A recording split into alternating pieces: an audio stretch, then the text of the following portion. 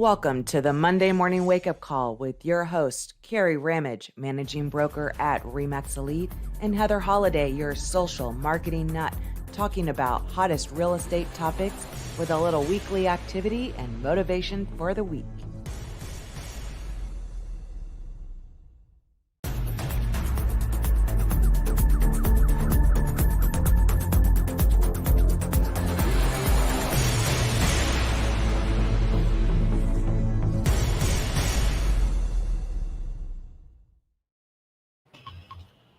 Happy Monday. Happy Monday. Good morning, everybody. The day after Father's Day.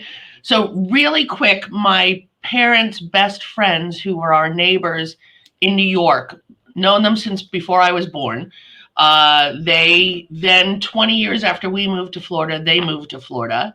And then after my father passed away and my mother moved closer to me, they sold their house and moved to Alpharetta, Georgia to be closer to their daughter. So I just want to give them a shout out because I know they're watching. They watch every week. So good morning, Catherine and Artie. Happy Father's Day. It's ironic because I got married on Father's Day because we eloped during Bike Week in Laconia. And it was the only day we could get this whole 7-corner, whatever. But ironically, so this year happened to be the same day again. So your anniversary was yesterday. So it was a double whammy, Father's Day and anniversary. Yes. And just like we did when we got married, we kind of had our honeymoon first, only because we were planning the wedding. And then it was about everybody else and not about us anymore. Like the dates had to change because of everybody else. So right. I never wanted like some big wedding. Like I really could care less. So I talked them into getting married. So we didn't even know what city. We were up in the mountains somewhere in New Hampshire and just stopped somewhere at a city hall to get the license thing because we had to wait 3 days. Right. I was about to say, don't you have to get a license first? Yeah, so we did that. And I guess that was in Lincoln, but it was somewhere. And then they did weddings at Bike Week. So we got a shirt and everything. It was like a whole package. Like a whole $150. And we have shirts that we don't fit into anymore. But it's like a motorcycle with a bride and a groom on the bike. Right. So what was yesterday? What anniversary was it? 22. 22. So to all of you listening out there, this is a complete aside from what we're going to talk about today. You don't always have to have the big, fancy, expensive wedding to have the marriage last. That's true. And I mean, it was our year anniversary of starting to date because our first date was a Father's Day poker run. It was my first poker run, and I talked him into going because he was just so much fun. And he had just fixed, he was a mechanic. So I remember, he had to help me fix some stuff on my motorcycle. And then I talked him into going on a Father's Day poker run, which was like boring to him because he does it all the time. But that was just our thing. And now it's funny because now we do all the Jeep events and we're finally up here after vacationing on motorcycles, but we don't even have a motorcycle right now. And our closest bar or restaurant is the Harley shop. Wow. That's awesome. That's awesome. I'm sure it's just a matter of time. He had to get the newest model, but we're having fun doing all the stuff we're doing anyway. So. Well, that's good.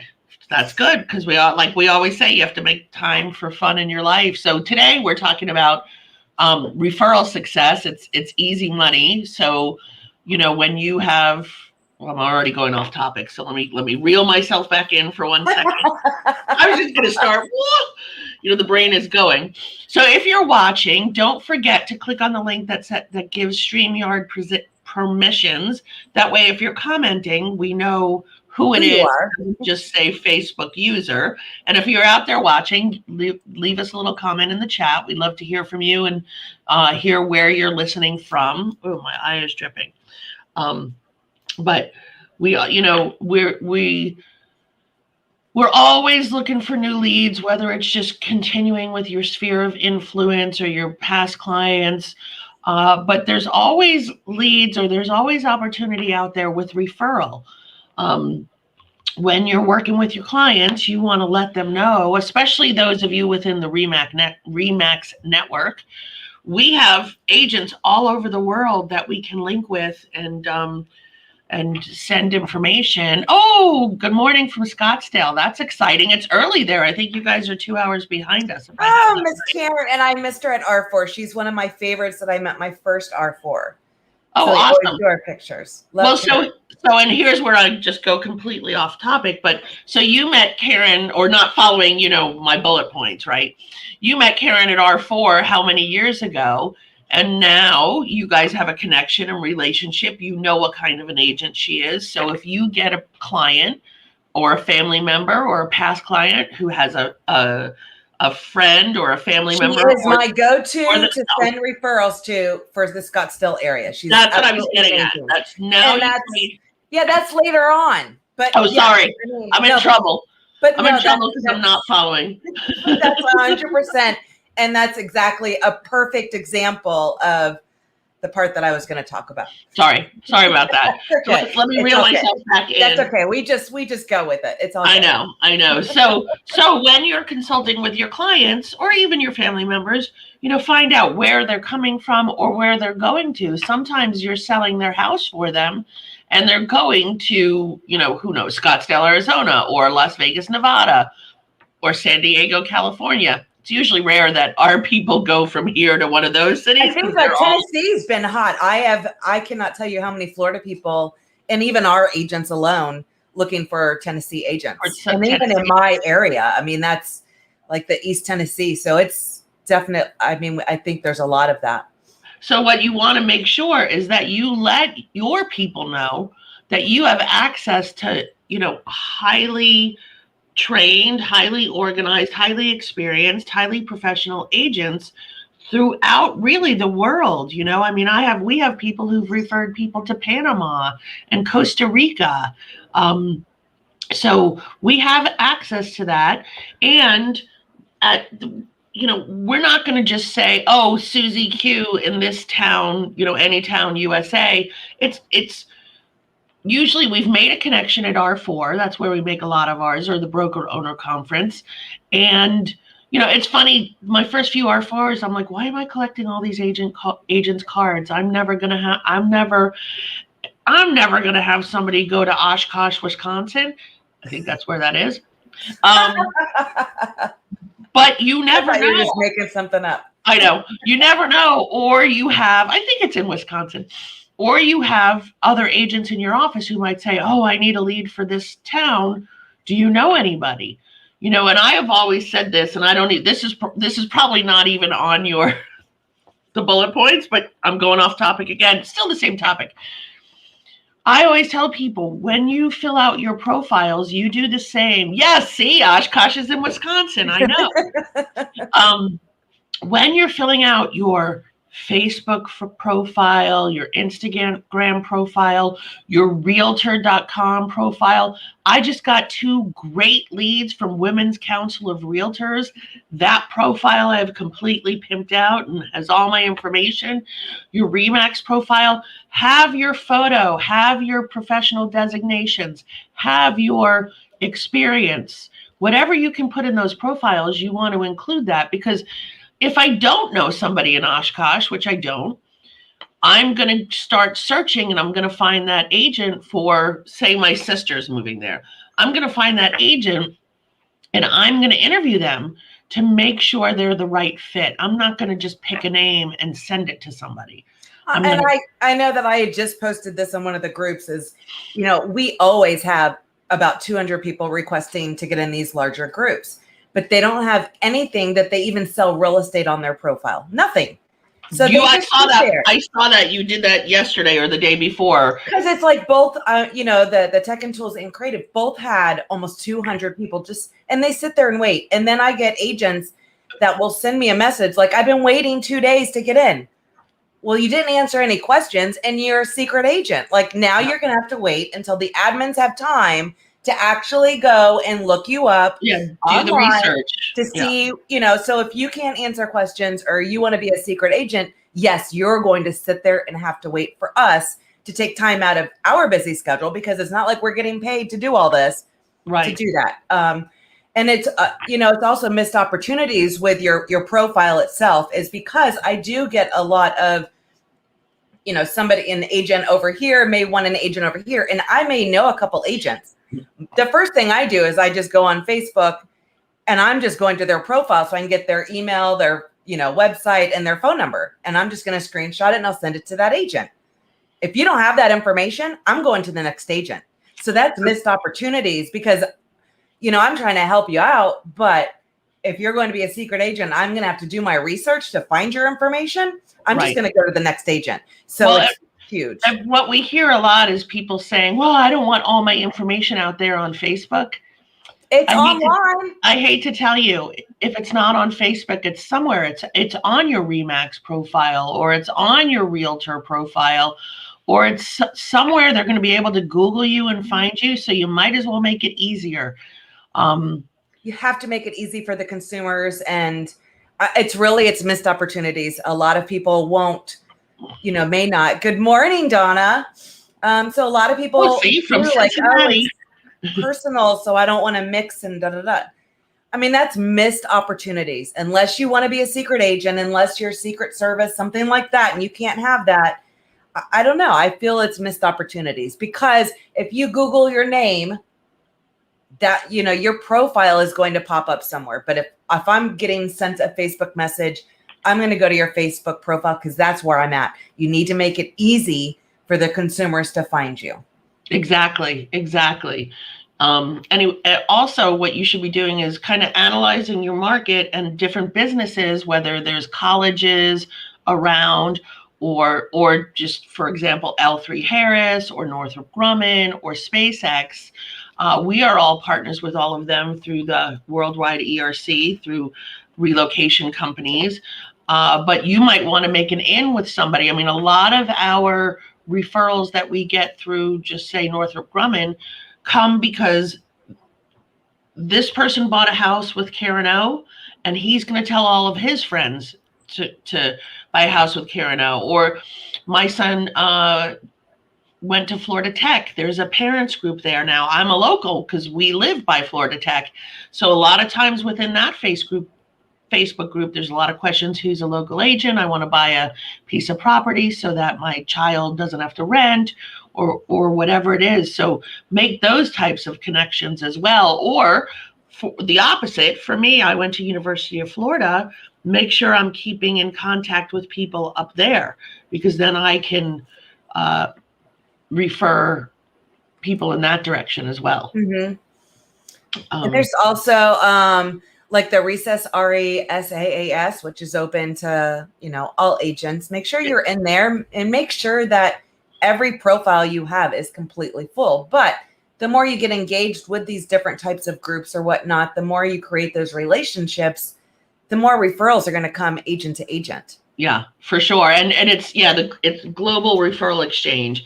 And, it's funny, I have this list going and I need to add that to it of, anytime you get a new headshot, making sure you're going to every single spot. Because a lot of times you forget, oh my gosh, I'm a member of CRS, or I'm a member of Women's Council of Realtors, or I'm a member of the Global Exchange. You want to make sure those photos are up to date too. And I always say, when we talk about how your profile should look, and I'm not conservative necessarily personally, but I am very conservative in my business life. Very, that. Like I generally don't like to even take a picture holding a cocktail. So I'm very conservative in my business life.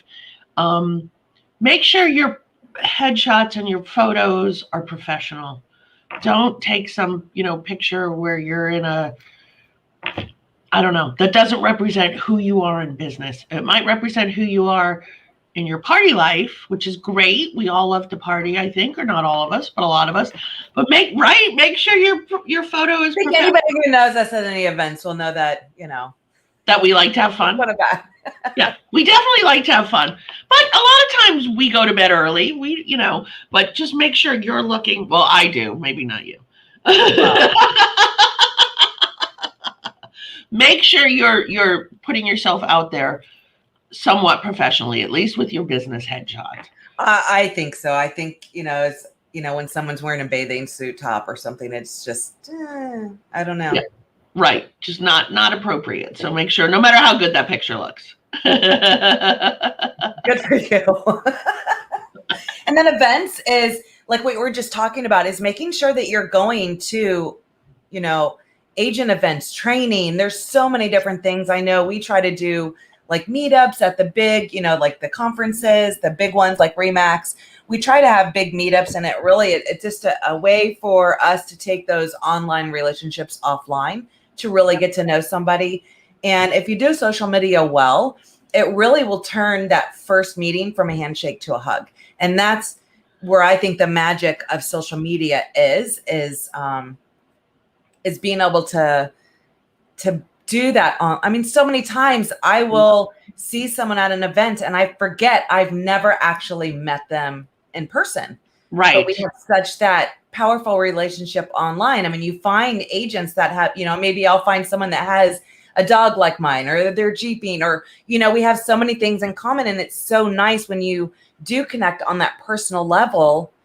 It's just powerful when you can actually go to events, or that's how you're meeting these people to create those relationships at all these events. And not only that, there's tons of knowledge and masterminding. And I mean, there's so much power into events. I know we try to do as many as we can. Right. Zoom wasn't quite, it's not, I mean, it just wasn't the same. So no, now it wasn't the same. We have, I think next week I have Women in Real Estate, which is in Tampa. It's a one-day event, but we'll go over the night before. But I'm going with Barbara Lynn, and we're gonna, you know, be ready to network, because and Barbara is a great example of having a very large network of agents in other areas because of going to events and making those connections. And then she has her people when she goes to stuff where she'll do meetups or dinners with people that she's had long-term relationships with. You know, and you do. It's crazy, because that's even like Jennifer. Like that's, I mean, she's one of my besties, and it was just a little group from the event, and we did dinner, and the rest is history. Yeah. And well, so even, for example, I don't think I'm ever going to go to Cincinnati, Ohio, or have a need to be in Cincinnati, Ohio. But through a relationship with Donna, she may know somebody else who may be even in a different state who's coming to Florida. They're having the conversation. And then she says, Kerry and Heather are our Florida connections. Let's, you know what I'm saying? It may not always be the direct line. It could be. But everybody knows somebody. Yeah. And our world with social has got a lot smaller through those connections. So make sure you are going to those events. It's not only about the education. Always be learning. Industry is always constantly changing. So, I mean, learning is so powerful, but it's a way for you to make all these connections. And not always just in your region. So, you know, I go to a lot of things here at the Space Coast Association, but not always that. If you have an opportunity to do something in Tampa, or we're going to be going to Austin, Texas in August, or down in Miami, or up in Jacksonville, you know. Doing the Jared James in October. I just went there in Atlanta last week. That was incredible. And I mean, just take advantage. I think Marco Island right now is the whole RPAC. So they are, and it looks like they're having fun over there. It was supposed to be in Hawaii, I think, and here we are in Marco Island. Oh, is that because I was like, are they in Hawaii? But I thought it was in Marco Island because they have all the lays and stuff like that. It was supposed to be in Marco Island, and I know my friend Melissa Goldman was you know, not it was supposed to be in Hawaii, and they moved it. That's why there's that whole Hawaiian vibe. Hawaiian theme where you saw. Did you see the fire? Did you see the fire thrower that somebody was? Yes, yeah. So I thought, what? You know, I didn't. So that makes sense now because see, got it now. You know, so and I think always find creative ways. Look, apparently Barbara Lynn has been to Cincinnati, Ohio, and they have the best fireworks ever. See, there you go. Who knew? Why would Barbara even be in Cincinnati? I don't know. I'll find out. But you know, in the old days, you used to have on the back of your card, you know, your referrals, or see, there you go. You used to have on the back of your card, I don't know how the phrase went, but I'm never too busy for your referrals, or, I am truly honored to receive your referrals. And now, that seems a little old school, but make sure you're finding creative ways to let people know that you can help them no matter where they are, and that you're going to stay connected throughout the transaction. Although I was thinking about this morning as I was getting ready, and I thought sometimes, like, I don't want to get a referral and be micromanaged by the person in another state who doesn't understand how Florida real estate is. But I also do want to keep in connection with them to let them know how it's going, And I think that's important for like a referral agent, where I don't have to go to them, but they just send me a quick email on what they're doing. They found the house, blah, blah, blah. Yeah. I think that's important. If you are the referral agent, make sure that you stay in, don't just thanks for the referral and just send a check whenever it happens. Maybe there's not, I don't know. I don't want to have to hunt you down. And I can say that the agents that have always just kept me in the loop, even on just very basic. I don't need to know all the details. I found a house, they're closing Friday. Everything went well. Thank you so much. Right. End of story. Like, I mean, those are the ones that are going to always get my referrals for that area. If they don't do that, I may go to another agent and give them a try. But it's really, especially when like up here, I refer agents. And I want to get fee. I personally, because I'm recommending agents, not like, I should get like some third party connection, matchmaking fee, but I don't. But I always get feedback from that transaction itself, because if I am giving another agent's name, I want to know how that went, how, whatever. So, up here, I ended up, getting some different feedbacks from an agent that I was referring. So I ended up going to a different agent, and I get raving reviews. I don't even have to ask. They're just like, thank you so much. They're so wonderful, blah, blah, blah. So that is super important. If you want to continue getting those referrals, that's an important thing to think about. And especially in a marketplace where several. I mean, South Florida is a prime example. We know several people in South Florida, and, Anne, I'm just using fake names. Anne may not be the right person for my sister, but Jimmy is, so Absolutely. Knowing how they work and the personalities, I mean, that's important too. You have, right, which is super. I cannot tell you how many times I get an email or someone fills out the form on Remax to refer, and I'll get the email and I'm like, what? I don't even sell real estate. Like, what? You need to reach out to these agents. One, make sure they're not on vacation. Two, you are matchmaking, because if they're, you want to make sure. I mean, that's why I love it when you can actually search, or that's what I love about social. Do they have kids? Where, you can almost match personality types. When I look for my brother, I'm looking for, someone in their age range that, they have the same hobbies and interests. I know they're going to click. Because if I got somebody else, they're not going to click. And if they don't end up using that agent, and I never know, I just lost that referral as well. So you do need to make sure you're connecting, like, oh, I know this agent. I'm going to make that connection, make sure they're the right fit. And that's also where getting to know someone personally, where the events and all of that, you do get to know what their personality is like, so that you can matchmake, especially if you know several in one specific area. So that's where those relationships will really come into play as well. Yeah, for sure. But don't just fill out a form and, without even talking to the agent. Because if you read my profile, you will see, like, I'm more of, the marketing coach behind the scenes, not actively. Right. You're not toting people around showing them houses. No, so and I've never, it's like, I mean, grateful, but it's like, no, stop that. And don't ever do that again. Like, call the agent, make sure they're, able to do that. And you'll get that vibe from them. And, kind of, you're a matchmaker, really. Yeah. You really are a matchmaker, I mean, and sometimes even within your own marketplace, you may not be the right fit for somebody. Instead of just letting them go, refer them to another agent within your office who might be the right fit for them. Right. Oh, absolutely. Absolutely.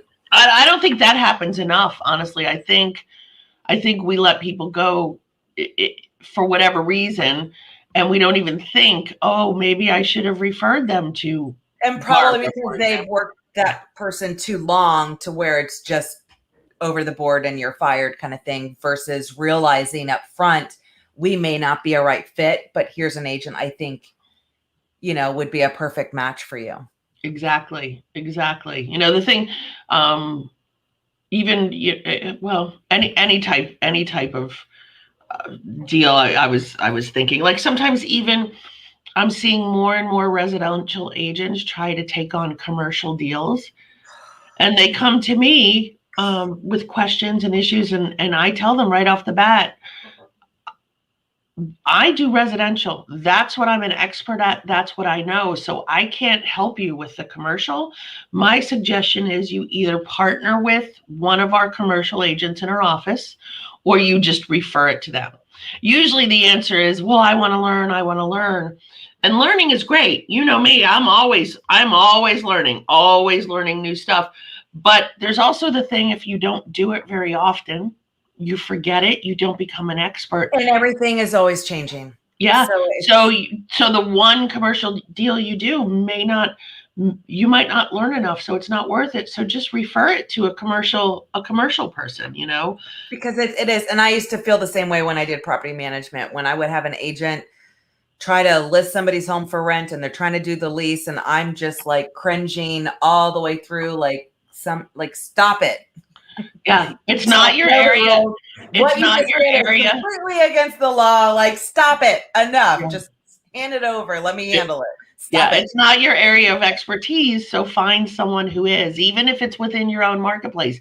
We've had other brokerages refer commercial deals to our commercial team, because they don't do commercial, and I think that's the right thing to do for the client. True.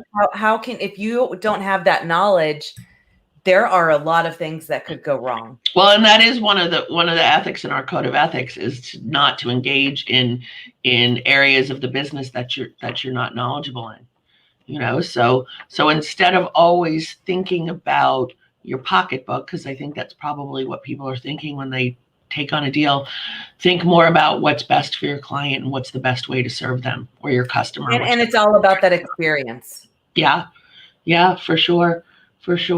Gosh, did I miss anything? Did we miss anything? I think we covered a lot. I know. That was good. Yeah.